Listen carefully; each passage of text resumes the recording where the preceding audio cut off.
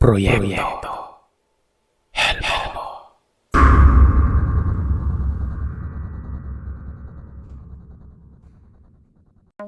Tawagin niyo na lamang po ako sa pangalang Renan. Nakatira dito sa Capiz. Taong 1999. Nasa edad 21 na ako ng mga panahong ito. Kung inyong mamarapatin, ay hindi ko nababanggitin pa kung saan ang eksaktong lugar dito sa Capiz ako nakatira. Dahil dito naganap ang kwentong aking ibabahagi sa inyo. Noong mga panahong yon ay may nakilala akong babae na itago na lamang natin sa pangalang Lorraine. Nakilala ko siya nang minsang sumama ako sa kaibigan kong si Lendon noong may nililigawan siyang dalaga sa katabing baryo. Nagkataon naman noong sumama ako ay nandun din ang kaibigan ng dalagang nililigawan ni Lendon. At para hindi ako maburyo, ay kaming dalawa ni Lorraine ang nagkikwentuhan, samantalang ang kaibigan ko naman ay silang dalawa ng dalagang nililigawan niya ang nag-uusap noon. Simula nga nang magkausap kami ni Lorraine, ay hindi na siya maalis-alis sa isipan ko. Pakiramdam ko ng mga panahong yon ay tinamaan na ako sa dalaga. Isang araw, habang nakaupo kaming magkaibigan sa tindahan ni Aling Auring, natanaw kong naglalakad papalapit sa akin si Lorraine. Sa hindi maipaliwanag na dahilan, ay bigla akong nataranta at hindi ko rin mapigilang kumabog ang aking dibdib habang tinitingnan ng dalagang papalapit. Pakiramdam ko tuloy ay parang bumalik ako sa pagka-teenager na akala mo'y bulating naputulan ng buntot na hindi mapakali. Dahil sa nakita mo yung babaeng gustong gusto mo. Ganon na ganon po ang pakiramdam ko ng araw na yon. Para akong lutang nang makita ko ang dalagang papalapit sa akin. Nung tuluyan na itong makalapit, ay mas lalo pang lumakas ang kabog sa aking dibdib. Lalo na nang makita kong malapad ang pagkakangiti niya sa akin noon. Nang tuluyan na siyang makalapit ay tinanong niya ako kung alam ko ba raw ang tirahan ng kanyang tiyuhin. May ipinapasuyo kasi ang kanyang ama rito. Sandali akong natigalgal nang marinig ko ang malaanghel niyang boses at ang mga matang animoy palaging nangungusap. Isabay pa ang napakaamong mukha ng dalaga. Nang may masmasan ako, ay itinuro ko sa kanya kung saan nakatira ang kanyang tiyuhin. Sinabi ko sa kanyang nasa 3 bahay lamang ang tirahan ng kanyang tiyuhin noon. Nagpasalamat ang dalaga. Naglakad ng paalis. Nung makalayo na ang dalaga ay naging tampulan ako ng tukso ng mga kaibigan ko at nagtawanan pa mga ito. Bakit kasi ayaw mo pang ligawan si Lorraine? Mamaya maligawan pa yan ng iba, ikaw din. Baka maagaw pa sa iyo yung babaeng matagal mo nang inaasam-asam. Bika sa akin ni Lindon at nagkatawanan na naman ang iba ko mga kaibigan. Kayo talaga, puro kayo kalokohan. Yung nasa isipan nyo, tigil-tigilan nyo nga ako. Iiling-iling na tugon ko sa pang-aasar na mga kasamahan ko. Jesus, nuwari ka pa. Alam naman naming matagal mo nang gusto ang pamangkin ni Mang Paeng. Kunwaring pakipot ka pa. Anya pa ng isa kong kaibigan. Nga naman tol. Halatado namang may gusto ka sa dalagang yan eh. Pakipot ka pa, sige ka. Kapag kau naunahan ng iba, alam mo na mangyayari. Sambit ni Lindon. Puro biruan, tawanan at inuudyakan nila akong ligawan ko na si Lorraine bago pa mapingwit ng iba. Total naman ay binata ako at walang sabit. Isa pa, sa pagkakaalam nila ay wala rin namang sabit si Lorraine kaya pwedeng-pwede umano kaming dalawa. Maya-maya pa ay biglang sumabat sa biruan namin si Aling Doray, ang may-ari ng tindahang tinatambayan namin ng mga sandaling yon. Sinabi niya sa aking mukhang malabong magustuhan ako ng dalaga dahil hindi ko daw ba alam na bantog na aswang ang pamilya ni Lorraine sa Karatig Baryo kung saan ito naninirahan. Sandali akong natigilan at napaisip sa sinabi ng matanda bago ipinilig ang aking ulo. Hindi naman siguro aswang si Lorraine, Aling Doray. Kayo naman po, saan niyo ba nasagap yung balitang yan? Sinabi niyang marami na ang nakakapagsabing aswang ang pamilya ng dalaga.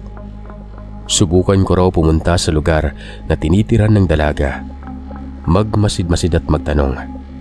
Tiyak ay malalaman ko umano ang totoo kung talagang nagsisinungaling ba siya o hindi nun.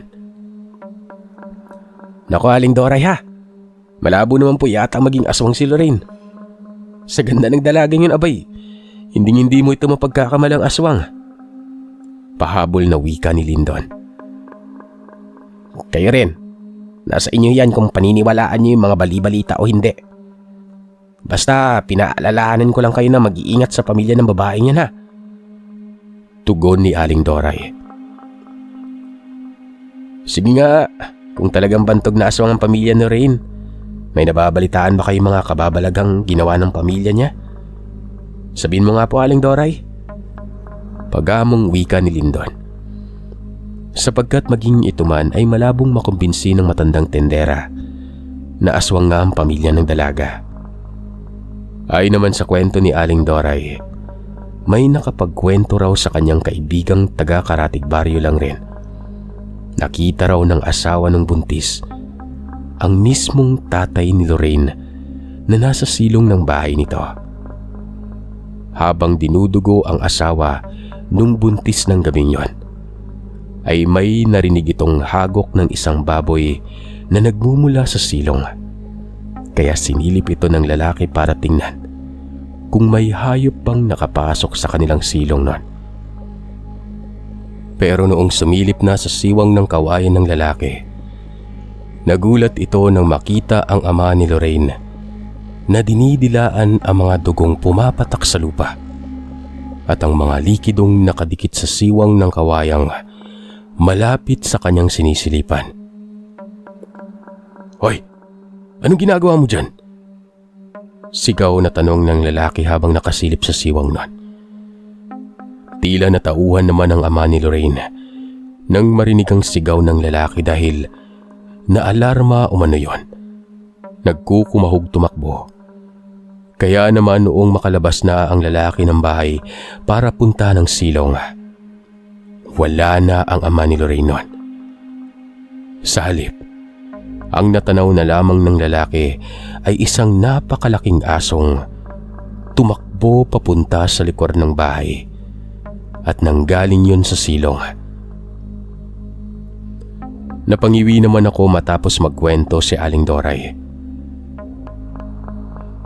Totoo ba talaga yung sinasabi mo, Aling Doray? Parang hindi kasi makatotohanan eh. Rinig kong tanong ng kaibigan ko. Oo, totoo yang sinasabi ko. Nasa sa inyo na lamang yan kung maniniwala kayo o hindi. Basta ako bilang kapitbahay nyo at nagmamalasakit sa inyo, binabalaan ko na kayo. Ngayon pa lang ay huwag nyo nang ituloy kung ano man yung binabalak ninyo sa dalagang yon. Mariing wika ni Aling Doray. Hindi ko alam kung maniniwala ba ako sa sinasabi niya. Isa rin kasi siya sa tsismosa sa baryo namin. At alam kong minsan ay sobra-sobra kung magkwento ang matandang yon. Kahit nga mga kaibigan ko ay napansin kong hindi rin nakumbinsi ni Aling Doray dahil tinawanan lamang nila ang mga sinasabi ng matanda. At sinabihang wala pa man silang nababalitaang may pinatay talaga ng aswang. Saka na umano sila maniniwala kapag meron na talaga na pinatay ito. Hindi nagtagal, naging malapit kaming magkaibigan ni Lorraine. Pinayagan niya na akong dumalaw sa kanilang bahay. Habang tumatagal ay mas lalong lumalalim ang nararamdaman ko para sa dalaga nun. Bukod kasi sa napakaganda niya, mabait pa. Pilipinang-Pilipina kung kumilos. Hindi siya yung tipong babaeng pwede mong biruin basta-basta. Mangingimi akong biruin siya dahil sa natatakot akong baka mapahiya lamang ako o kaya hindi niya masakyan kapag binibiro ko siya noon. Pagkarap ko na nga ang dalaga, ay para akong maamong tupang hindi makabasag pinggan. Tipid na tipid akong magsalita at ayoko makapagsalita ng hindi nagugustuhan ng dalaga. Isang gabi, habang nag-uusap kami ni Lorraine sa labas ng kanilang bahay, hindi na ako nagdalawang isip pa na ipagtapat sa kanya ang nararamdaman ko. Pakiramdam ko, kapag pinapatagal ko pa ay baka hindi ko na masabi pa sa kanya at baka lamunin na rin ako ng hiya nun. Lorraine, huwag ka sanang magagalit sa ipagtatapat ko sa iyo ah. Ang totoo kasi niyan, matagal na kitang gusto eh. Ay, hindi pala. Matagal na kitang mahal. Kaya lang nahihiya akong sabihin sa iyo ang nararamdaman ko eh. Baka magalit ka. Napansin kong hindi umimik ang dalaga sa sinabi ko at mataman lamang siyang nakatingin sa akin. Nang pagmasdan ko siya, ay hindi ko mabasa kung ano ang nasa kanyang isipan. Kaya naman ganoon na lamang ang kabang nararamdaman ko at pinagpapawisan na ako ng malamig nun. Huwag ka mag-alala. Ayos lang naman kung wala kang nararamdamang pagmamahal sa akin eh. Ang importante, nasabi ko na sa iyong nararamdaman ko. Sigundang saad ko at pilit ng umiti nun. Nakaramdam kasi ako ng pagkadismaya sa aking sarili. Hindi ko po kasi alam kung may iiyak ba ako o malulungkot o ano, dahil sa wala akong nakuhang sagot mula sa dalaga. Muli ay humugot muna ako ng malalim na hininga bago ngumiti at nagsalita nun. Ano kasi Lorraine, medyo malalim na yung gabi. Magpapaalam na ako. Uwi na ako. Hindi ko na kasi matagalan pa ang hiyang nararamdaman ko kaya nagpaalam na lamang ako noon. Naisip kong baka pag matagal pa ako ay hindi ko na mapigilan ng sarili at mapaiyak na lamang bigla dahil sa pakiramdam ko ay napahiya ako noon. Hindi kasi talaga sumagot si Lorraine sa ipinagtapat ko sa kanya. Akmang tatayo na sana ako nang biglang hinawakan ni Lorraine ang aking kamay. Tinitingnan ko siya at pilit na ikinuble ang kalungkutang nararamdaman. Nang magtama ang aming mga mata, ay nahihinuha ko sa kanyang tila bang parang may nais siyang sasabihin sa akin pero pinipigilan niya lang. Renan, ano kasi? Pwede bang bigyan mo muna ako ng panahon para makapag-isip-isip? Dahil sa narinig kong tugon ng dalaga, bigla akong nabuhayin ng loob dahil sa wakas, parang may pag-asa ako. Ang buong akala ko kasi wala na akong pag-asa sa dalaga at uuwing bigo nun. Masaya ako nang makauwi sa bahay. Nagtataka ang mga magulang ko pagdating ko dahil hindi maalis-alis ang mga ngiti ko sa labi nun. Biniro pa ako ng kapatid kong mukhang sinasagot na umano ako ng dalagang nililigawan ko. Sinabi ko naman sa kanyang hindi pa, pero malapit na kako. Konting pagtatyaga na lamang sa panliligaw ay mapapasagot ko na rin ang dalagang yon. Magmula ng gabing unang beses kong ipinagtapat sa dalaga ang aking nararamdaman, palagi na akong bumibisita sa bahay niya. Nagtiyaga po talaga akong magpabalik-balik sa bahay ng dalaga. Kahit na malayo ang kanilang bahay at nasa kadulu-duluhan na yon ng baryo at halos wala ng kabahayan. Sa totoo lang, nakakatakot maglakad sa parting wala ng kabahayan. Pakiramdam ko kasi palaging may nagmamasid sa akin mula sa kung saan nun. Napakatahimik ng buong paligid at tanging mga kuliglig lamang at iba pang ibong panggabi ang naririnig ko kapag naglalakad ako papunta sa bahay ng dalaga.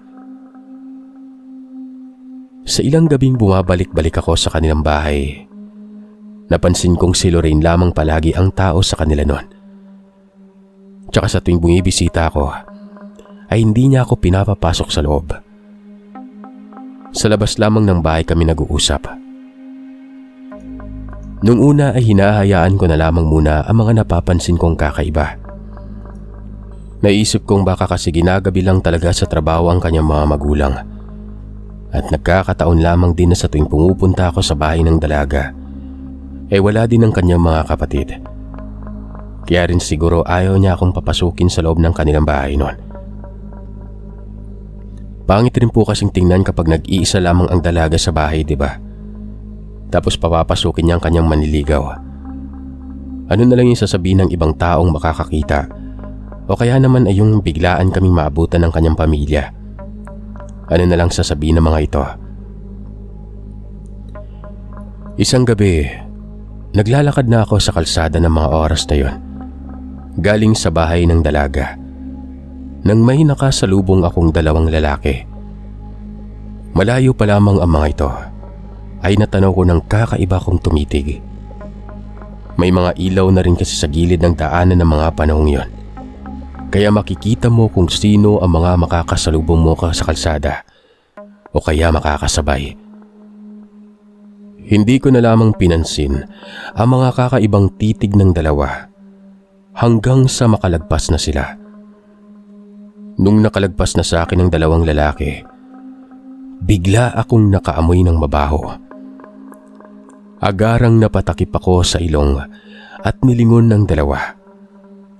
Sa paglingon ko, ganun na lamang ang takot na nararamdaman ko at hindi mapigilang nag-uunahang magtayuan ang mga balahibo ko sa buong katawan, paakyat sa bato ko.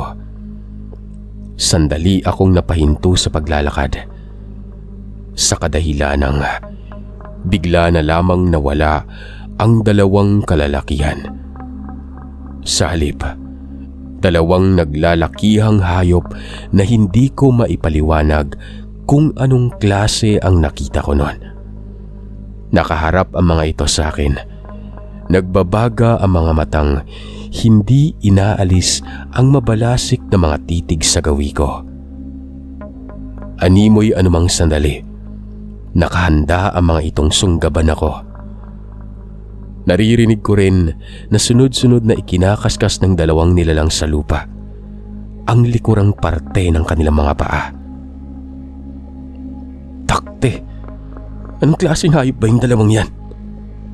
Kinakabahan kong tanong sa sarili ko. Nung makita kong marahang kumilos ang dalawa, ay mabilis na akong pumulot ng bato para kahit papano ay may pang proteksyon ako sa sarili. Kung sakali mang bigla ang sunggaban na ako ng dalawang naglalakihang maiitim na nilalang na yon. Labis-labis na talaga ang takot na nararamdaman ko sa aking sarili ng gabing yon, lalo na at may kalayuan pa ako sa mga kabahayan. Nasa parting kasukalan pa ako at mga nagtataas ang puno. Tansya ko ay mga nasa 5 minuto o higit pa ang layo mula sa kinaroroonan ko papunta sa mga kabahayan nun. Yun ay kung tatakbuhin ko.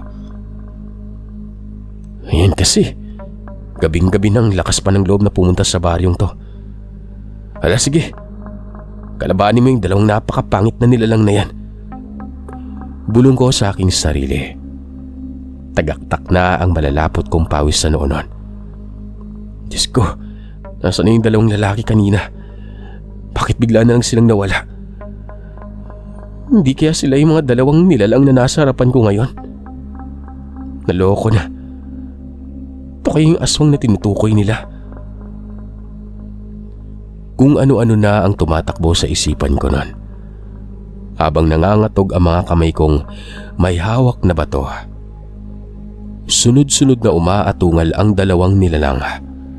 Parang nagsasagutan ng mga ito. Sige, subukan nyo lang lumapit sa akin. Hindi ako magdadalang isip na ipukpok tong hawak kong bato sa mga ulo nyo. Sambit ko sa dalawa. Ilang sandali pa, nanlaki ang mga mata ko dahil sa pagkagulat nang makita kong biglang kumilos at tumakbo papalapit sa akin ang isa sa mga nilalang na yon.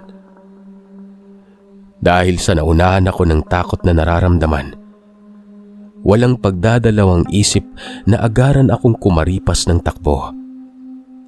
Halos hindi ko na maramdaman na mga paa kong lumalapat sa lupa nun. dahil sa bilis ng pagtakbo ko't para nang dinadaga ang dibdib ko sa bilis ng pagtibok.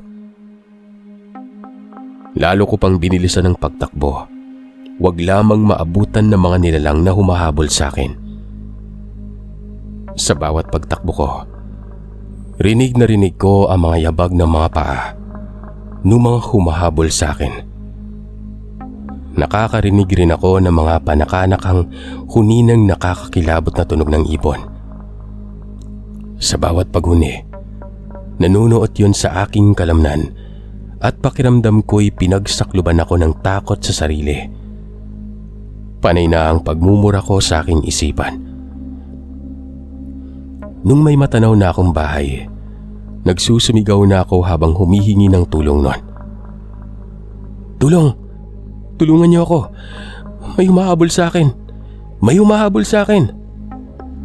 Malakas kong sigaw para may makarinig. Nang medyo makalapit na ako ay may natanaw akong mga taong nakatambay sa gilid ng kalsada. Hingal na hingal ako nang makalapit sa kanila. Anong nangyari sa'yo? Bakit narinig ka namin nagsisisigaw? Tanong ng isa nun. Akmang sasabihin ko na sana sa kanila na may humabol sa aking dalawang naglalakihang nilalang nun. Nang bigla na lamang nawala ang mga humahabol sa akin nang lingunin ko ito. Pare, ano nangyari sa'yo? Bakit tumahangos ka? Ayos ka lang ba? Isa-isa nilang tanong nun. Dahil sa hindi ko na nakita pa ang mga humahabol at wala na akong narinig na huning nakakapangilabot, nagkunwari na lamang ako at nagsabing, wala. Nagmamadali kasi akong umuwi kaya tumatakbo ako. Sige, alis na po ako. Hindi ko na inalintana pa ang takot na nararamdaman kanina. Ang mahalaga sa akin ng mga sandaling yon, makauwi na sa bahay at hindi na maranasan pang muling habulin ng mga ganong nilalang. Habang naglalakad, napasambit na lamang ako sa aking isipang mabuti na lamang at may mga tao pa akong nadatnang nakatambay sa gilid ng kalsada. Dahil kung hindi, baka kung ano na ang nangyari sa akin noon. Nang makarating na ako sa bahay, hindi ko na binanggit pa sa mga magulang ko ang nangyari. Sigurado kasi akong kapag sinabi ko sa kanila ang kaganapan, tiyak ay hindi na nila ako papayagan pang magawi sa Karatig Baryo. Kinaumagahan, habang nag-aalmusal ay tinanong ako ng aking ina kung anong oras na nakauwi kagabi. Napaaga kasi ang tulog niya kaya hindi niya na raw namalayan pang pagdating ko. Pasado 8:00 na po ata yun, Nay. Tugon ko. Ganun ba? Kamusta naman yung dalagang nililigawan mo? Hindi ka pa ba sinasagot? Tanong ni Nanay. Hindi pa po. Bigyan ko pa raw siya ng panahon para makapag-isip-isip. Nang tingnan ko ang aking ama ay tumangu-tangu siya at nagtanong kung sino raw ba ang dalagang nililigawan ko sa Karatig Baryo. Baka kilala niya ang pamilya nito. Sinabi ko naman sa aking ama kung sino ang mga magulang ng dalaga. Matapos kong sabihin yon, napansin kong saglit na natigilan ang mga magulang ko. Nagkatinginan silang dalawa na para bang may ibig ipahiwatig sa isa't isa. Tumingin si tatay sa akin. Pinayuhan niya akong mag-ingat at kilalanin ko munang maigi ang pamilya ng dalaga. Lalong-lalo na ang ama nito. Napabuntong hininga ako at tumingin ng diretso sa aking ama nun. Alam ko na po yung gusto niyong iparating, Tay. Hindi naman po yata tamang paniwalaan niyo yung mga sinasabi ng mga taong walang magawa sa buhay. Wala naman pong nakapagpatunay na totoo talagang aswang ang ama ni Lorraine o kaya yung isa sa mga pamilya niya. Diretsahan kong sabi sa mga magulang ko at hindi na nagpatumpik-tumpik pa. Hindi naman sa naniniwala ako, anak. Kaya nga lang ay mas mabuti na yung nag-iingat tayo. Kilalanin mo munang mabuti ang dalagang liligawan mo at ang pamilya niya. Dahil baka mamaya mapasubo ka ng wala sa oras o kaya naman mapahamak ka. Tugon ni tatay. Sumigunda naman si nanay at nagsabing hindi naman sila tutol sa kung anuman ang gustuin ko o maging desisyon ko sa buhay. Basta ang kanila lang ay mag-iingat umano ako sa mga gagawin ko sa buhay nang sa ganon ay wala akong pagsisihan sa bandang huli. Sa maghapon yon ay maigi kong pinag-iisipan ang tungkol sa mga sinabi ng mga magulang ko. Hindi ko alam kung ano ang dapat kong gawin. Kung susundin ko ba ang mga sinasabi ng mga magulang ko sa akin noon. Na kung sila umano ang tatanungin, hindi nila gusto para sa akin ang anak ng bantog na aswang. Kung alam lang sana nila ng maaga na yun pala ang nililigawan ko. Hindi sana'y pinayuhan na nila ako habang mas maaga pa. Hindi ba raw ako natatakot na baka mamaya ay may gawing hindi maganda sa akin ang pamilya ni Lorraine? Pinalipas ko muna ang ilang araw bago ako bumalik sa bahay ng dalaga. Pero sa pagkakataong yon ay hindi na ako sa gabi pumunta, kundi sa araw na. Para walang mangyaring masama sa akin at hindi ko makita ulit ang nilalang na humabol sa akin sa daan.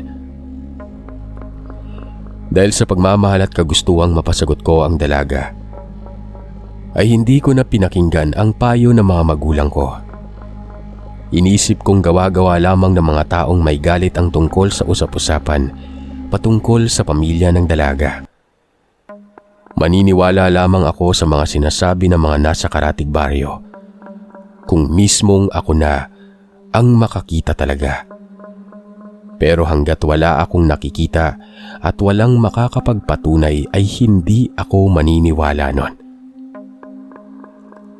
Isang araw, bitbit ang mga prutas na nabili ko sa palengke, ay tinahak ko ang makipot na daan patungo sa bahay ng dalaga. Alam ko kasing nasa bahay lamang si Lorraine dahil araw ng Sabado yon. At kapag ganoong araw sa probinsya ay nasa bahay lamang ang karamihan dahil araw ng pahinga yon. Magbabaka sakali na rin akong naroroon na sa kanilang bahay ang mga magulang at mga kapatid ng dalaga. Para naman kahit papano ay makilala ko na ang mga ito at formal na maipagpaalam sa kanila na liligawan ko ang dalagang yon. Makalipas ang halos kalahating oras ay nakarating na ako sa bahay ng dalaga. Nakita kong nakasara ang pintuan at mukhang napakatahimik sa loob ng bahay na animoy walang tao ng oras na yon. Ilang beses pa akong kumatok sa pintuan at tinawag ang pangalan ng dalaga pero wala akong naririnig na sagot mula sa loob ng bahay. Teka, nasaan na kaya sila? Napaka-imposible namang walang tao dito sa bahay nila. Nagtatakang wika ko pa sa aking isipan. Tao po, Lorraine, nandyan ka ba? Muling tawag ko sa pangalan niya. Nakailang tawag pa ako pero wala pa ring sumasagot. Kaya't nakapagpasya na lamang akong uuwi na muna at babalik na lamang sa kinabukasan. Baka may mga importanteng nilakad lamang ang pamilya ng dalaga at isinama siya, kung kaya't wala akong nadatnang tao sa bahay. Nung akmang maglalakad na sana ako paalis ng bahay nila, nakarinig ako ng lumalagabog sa likuran ng kanilang bahay. Napapaisip ako kung baka nandoon ang dalaga at hindi lamang nito narinig ang pagtawag ko kaya umikot na ako sa likuran ng kanilang bahay noon. Teka, ano yung naririnig ko?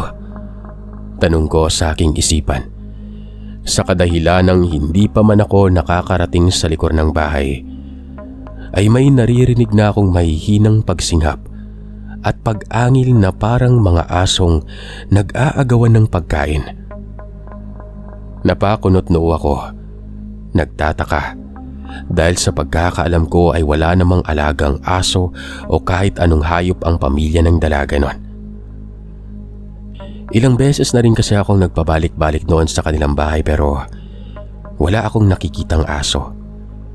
Kaya minsan ko na rin naitanong yon sa dalaga. Ayon naman sa dalaga, kaya hindi sila nag-aalaga ng mga hayop dahil sasakitin na ang kanyang ina at ayaw na ayaw nito sa mga hayop. Hinihika umano yon kapag nakakalanghap ng mga balahibo ng pusa o aso. Bakit parang nakarinig ako ng mga pag-angil sa loob ng bahay nila? Akala ko ba wala silang mga alagang hayop? Saglit na naghanap ako ng butas. Tumingkayad ako sa may bintana. Pilit na sumilip sa loob. Pangit man pakinggan ang ginawa ko dahil hindi ko naman yung bahay, pero nagpupumilit akong makasilip sa siwang na para bang isang magnanakaw dahil sa kuryosidad. Pero dahil gusto kong malaman kung anong meron o kung ano ang nangyayari sa loob ng bahay, noong makahanap na ako ng butas ay agaran ko na yung sinilip. Sa pagsilip ko, mga kagiliw, ganun na lamang ang panlalaki ng mga mata ko at hindi ako makapaniwala sa mga nakita ko noon. Kitang-kita ko ang dalawang lalaking magkaharap sa lamesa. Walang sawang nilalantakan ang hilaw na karneng may mga dugo pang umaagos.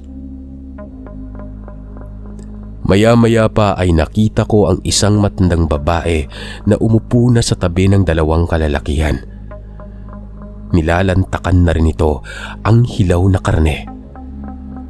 Kamuntikan na akong mapaduwal at masuka ng mga oras na yon, dahil hindi na nakayanan pa ng aking sikmura ang mga nakita ko.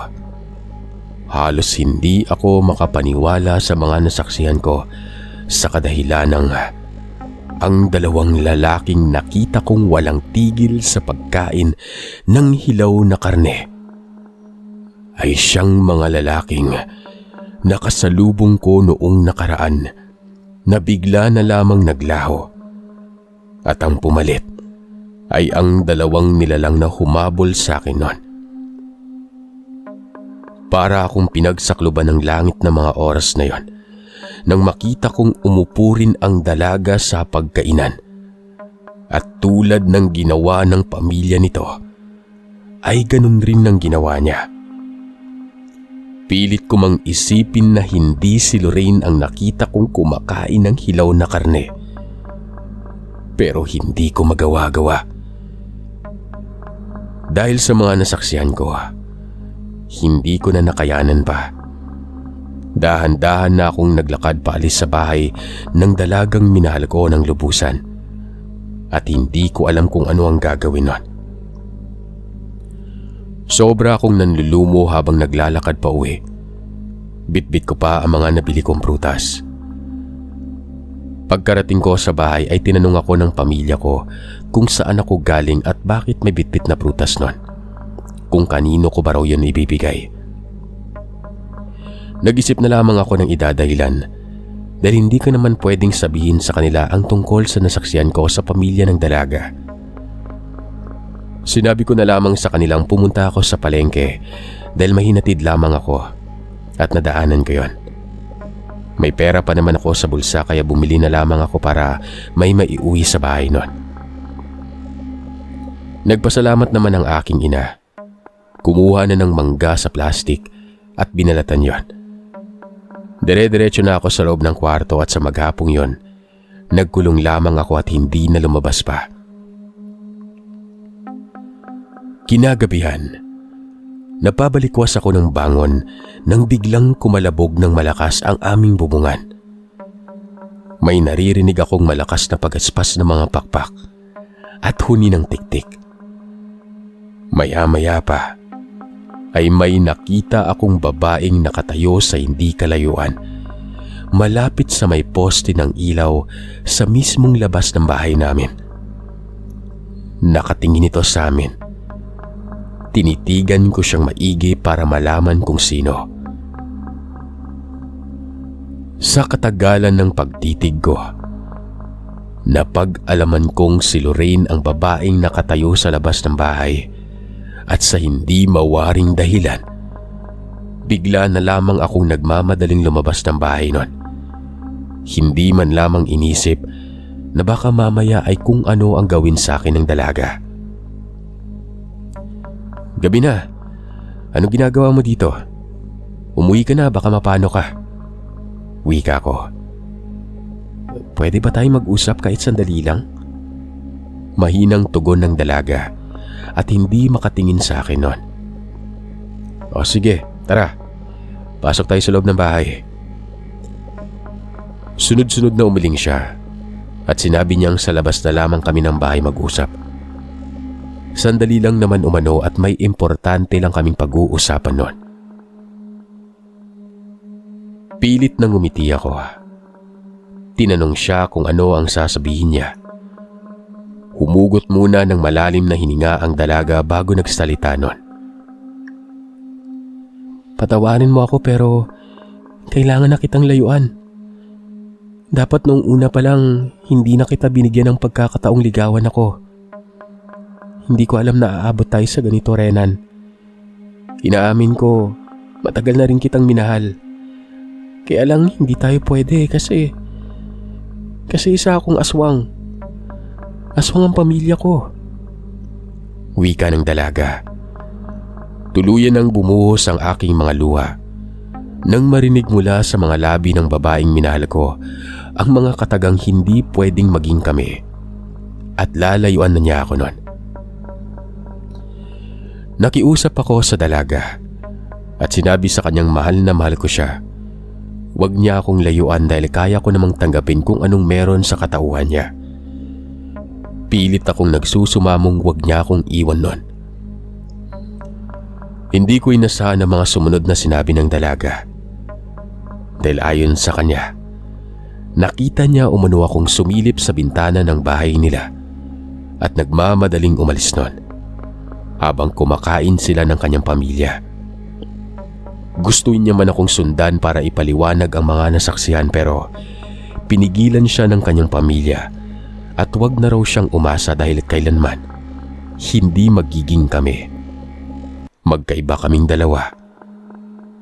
Halos magmakaawa na ako sa dalaga. Wag lang niya akong layuan pero wala akong nagawa. Kahit palumuhod na ako sa kanyang harapan. Nakita ko na lamang na dahan-dahang naglakad ang dalaga papalayo hanggang sa nawala na siya sa paningin ko at tanging huni ng wakwak na lamang ang naririnig ko noon. Anak, anong ginagawa mo dyan sa labas? Rinig kong tanong ng aking ama. Nagpunas muna ako ng luha bago nilingon ang aking ama at nagsabing nagpapahangin lang. Nagtanong naman siya kung hindi ba raw ako matutulog o hindi makatulog. Siya raw kasi ay kanina pa nakakaramdam ng alinsangan kaya napagpasya niyang lumabas din para magpahangin. Opo tay, pero papasok na rin po ako maya-maya. Nang gabing yon, hindi ako nakatulog sa kakaisip. Kinabukasan, maaga pa lamang ay pinuntahan ko ang bahay ng dalaga para sana ay kausapin siya o kaya naman ay makiusap ako sa mga magulang niya. Pero nang makarating ako sa bahay niya ay wala na ang mga ito. Hindi ko na naabutan ng dalaga. Nung tanungin ko sa kaanak ni Lorraine kung saan sila lumipat, ay nagwika silang hindi nila alam kung saan lumipat ang pamilya ng dalaga. Hindi naman raw sinabi sa kanila kung saang lugar nagpunta ang pamilya ni Lorraine noon. Ilang araw at linggong nagpabalik-balik ako sa tirahan ng dalaga. Nagbabaka sakaling babalik o magpapakita man lamang siya sa akin kahit sa uling sandali. Pero walang Lorraine ang nagpapakita. Hanggang sa napagod na lamang ako sa pagbalik-balik. Pinayuhan ako ng aking inang tumigil na sa ginagawa ko at sa iba na lamang ibaling ang aking atensyon. Naku tol, huwag mo nang pag-aksayan pa ng oras yung dalagang yon. Totoo pala yung sinasabi nilang aswang yung pamilya nun.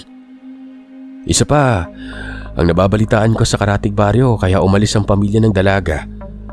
May kamuntikan ng mabiktimang bata yung kapatid ni Lorraine sa Karatig lugar. Pinaghahanap yon, kaya agaran silang umalis. Paliwanag ni Lindon. Hindi naman nanawa sa pagpapayo ang mga kaibigan ko at palagi nila akong inaaya kapag may mga kasiyahan para hindi ko raw maisip ang dalaga at hindi na rin ako magmumukmuk sa kwarto. Lumipas ang mahigit 1 taon bago ko nakalimutan ang babaeng lubos na minamahal ko. Sa ngayon ay masaya na ako sa piling ng babaeng nagbigay sa akin ng pangalawang pagkakataong magmahal uli at bumuo ng masayang pamilya. Hanggang dito na lamang po ang aking kwento, Sir Seth. Maraming salamat. Lubos na gumagalang, Renan.